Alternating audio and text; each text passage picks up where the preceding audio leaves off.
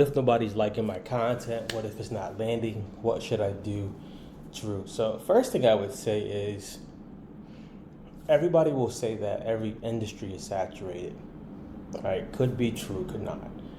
What I would say is first consider the amount of content you're putting out. If you're putting out once a week, it's going to be hard to get any data.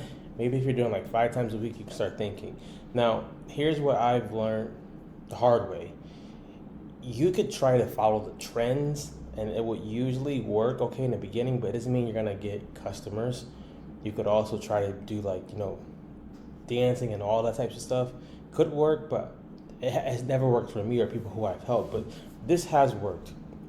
Instead of just saying what everybody else is saying in your industry, try to think about what is the exact pain that this person wants solved on the other end, and how can I explain this in a way where it's a no-brainer for them.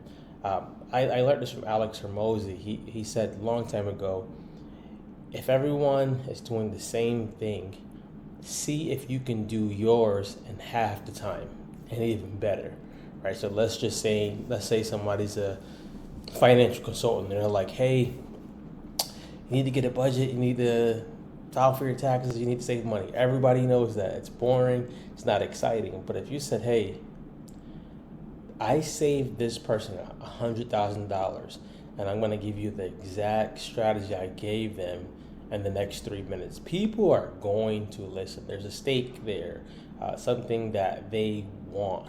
You have it.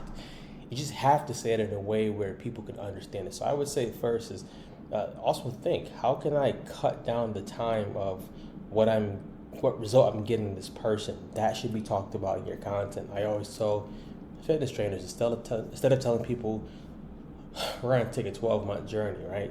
You might have to, but saying that doesn't necessarily warrant people to say, I need to do business with this person. Hey, what about if you said, for the next 60 days, we're going to do 3 things that are going to help you drop 10 pounds within the first 30 days. The second 30 days, we're going to revamp whatever.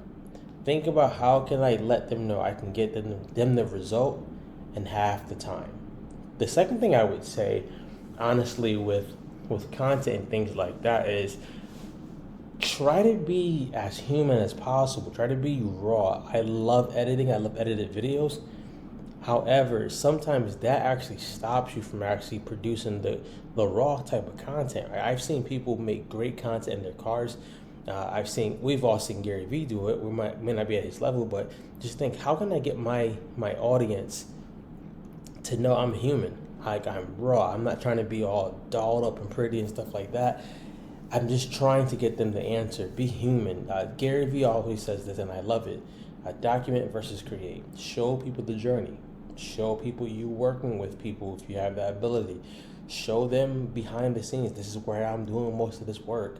For a long time, I used to show people writing workouts in my daughter's room when she was a baby. She was probably about 6 months crawling and stuff, and I was writing workouts because I had to. People loved it, but people also realized he's a human being. He's not like a machine, so I probably could work with him. But the biggest one I'm going to probably lean to is, if everyone's doing this in your industry, think, how can you do something different?